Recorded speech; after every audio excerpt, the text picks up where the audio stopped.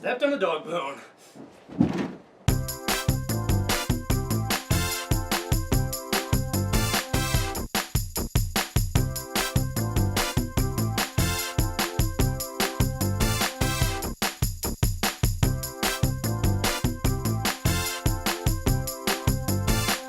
Hey everybody, welcome back to Drinks and a Movie. Chris Hamker back with you. And man, I bet Ryan Gosling's happy that he didn't have to watch out for dog bones when he does his little dances. So anyway, today we were talking about La La Land, the new musical out by Damien Chazelle with Emma Stone and Ryan Gosling. But first, let's make the drink. And the drink I'm making, because the movie is so old-fashioned, is the old-fashioned. It's one of my favorite drinks. It's very bourbon-centric, so I guess you'd have to like bourbon, but it's really simple. You would normally start with a sugar cube, but since I don't have sugar cubes, you can just put a bit of sugar at the bottom of a glass here with a bit of water. It says just a splash or a couple of splashes. I just like to fill the bottom, you know, make sure it covers the bottom there, and a couple of bitters. And then you're supposed to muddle it up. Especially with a cube, you can muddle it really well, but just try to stir it and muddle it well, so you know most of the sugar has been dissolved. Anyway, after you've done that, you then put in 2 measures of bourbon and then ice. 1, 2. All right. We got a little ice. And you can garnish with like an orange peel or cherry. I just decided to go straight. Anyway, here is to La La Land and the old-fashioned. La La Land is directed by Damien Chazelle and stars Emma Stone and Ryan Gosling, and is a musical in the vein of old-style Hollywood that follows Stone's and Gosling's characters who meet, fall in love, and then have to navigate their relationship and also not have to give up their dreams and aspirations. They're both performers. Stone's character is an aspiring actress, and Gosling is a jazz pianist hoping to own his own jazz club one day. Now let me just say, I like musicals. I certainly don't shy away from them. And when I heard that they were going to do a modern musical, I was kind of excited. I'm glad they were doing something new instead of, you know, retreading old material or just adapting, you know, one of the Broadway stage plays to film. This is new. This is something that, you know, is original content, and I really support that.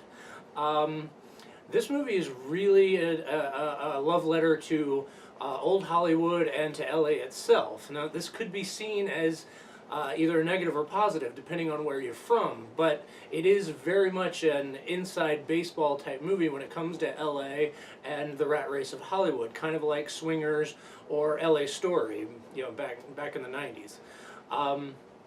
But now, having said that, this movie is still very good. I really enjoyed it. It is adorable, it is charming, it's heartbreaking at times, and it's just a joy to watch. And I think this is mainly because of its 2 leads in Stone and Gosling. Those 2 are truly phenomenal in this film. I mean, Emma Stone is getting a lot more of the attention, and rightfully so, but Gosling is really good in this. I mean, he learned to play some really advanced piano, and they did some really cool camera tricks and special effects when the piano got really complicated, and I thought he just did an amazing job. Their chemistry is just off the charts in this movie. I mean, you know, it's fireworks jumping off the screen with those 2. Their musical numbers together are wonderful, especially the scene where they're on a bluff overlooking I think it's the LA skyline and the Hollywood Hills. So you can tell the director Damien Chazelle really loves music, especially jazz. His movies thus far have been very jazz-centric, just like last year's Whiplash. But so let me warn everybody, this movie in particular, most of the music is jazz driven, so if you don't like it, you know, even a little bit, it could grate on you some. Now, I like Chazelle thus far, but I think he was a little indulgent in this film, having a couple of really long one-shots that seemed to go on for quite some time that were, don't get me wrong, very impressive, but it just seemed like it just seemed too much from time to time, and it also seemed like he was kind of showing off a bit.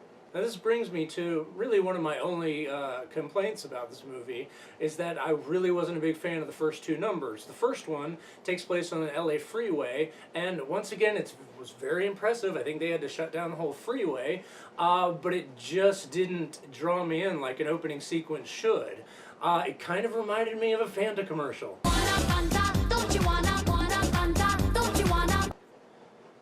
The second song I didn't really like either. It was Emma Stone and her three roommates, and the song itself wasn't very strong, and there was a lot of bad lip syncing in it, and it really took me out of it as well. So it started off rocky, but then once you get to the relationship between Gosling and Stone, this movie takes off, and it doesn't, come down from there. It is wonderful from there. Now, admittedly, the story is very cliched when it comes to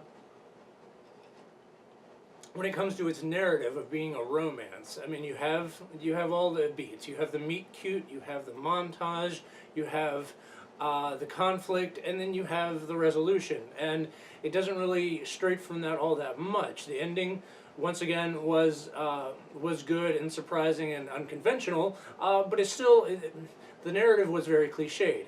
Now, having said that, I don't mind this because this movie was so cute and adorable and charming, and the two leads were just incredible,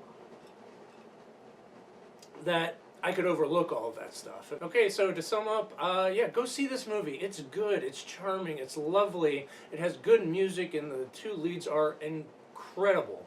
I'm going to give this movie a 4 drinks out of 5. I really enjoyed it. I think you will too. So, yeah, here. Oh, this drink, it's my favorite drink. And look at this. Here's another one. Big surprise. Or is it? Anyway, thank you so much, everybody, for joining me. Have a drink on me, and pretty soon I'll be coming out with my top 10 list. It should be out hopefully next week. Look for that. If you like this, please like, share, subscribe, tell everybody about it. Thank you so much for joining me. Cheers, everybody.